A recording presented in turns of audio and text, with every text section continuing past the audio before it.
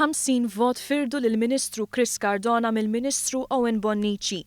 Dan f'elezzjoni mis-sielta li rat lil Cardona jkun elett deputat mexxej għall-affarijiet tal-Partit Laburista. Chris Cardona kiseb 389 vot mid-delegati, filwaqt li Owen Bonnici kiseb 339 vot. Kien ftit wara 8 ta' filgħaxija tas-Sibt li beda l-lat tal-voti maqsuma fuq 11 mejda ta' 67 vot kull waħda.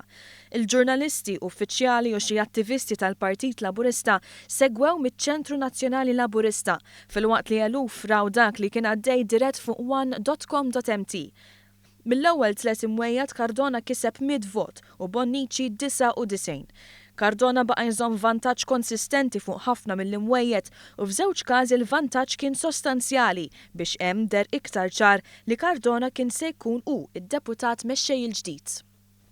Fil-fatt wara li ngħaddew 8 imwejjed id-distakk kien infetaħ għal 13 vot. Vantaġġ li baqa' jiżdied sakemm tela għal 50 vot wara li ngħaddu l-voti kollha u r-rebbieħ kien deċiż.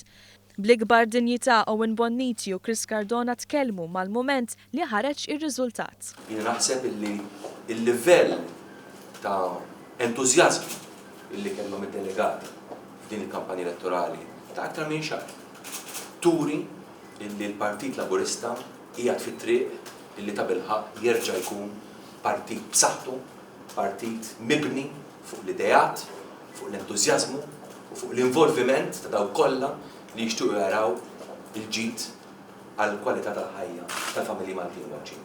L-ewwel diskors ta' Owen Bonnici kien riflessjoni tal-mod kif żviluppat il-kampanja għal deputat mexxej, dik ta' għaqda u rispett. Kellna parteċipazzjoni qawwija tad-delegati. Jiena inħares il-qudiem issa li għandna deputat mexxej ġdid biex inkomplu naħdmu flimkien jiena il-funzjonijiet tiegħi ta' Ministru fil-Gvern se nkomplu nwettaqhom biktar enerġija minn qabel. U wara dawn il-kummenti miċ-Ċentru Nazzjonali Laburista l-kandidati rħewla għal-lejl ta' mistrieħ biex ftit sigħat wara il-ħadd filgħodu kienu diġà miġbura mill-ġdid flimkien għal iktar ħidma fiċ-Ċentru Laburista tal-Mellieħa.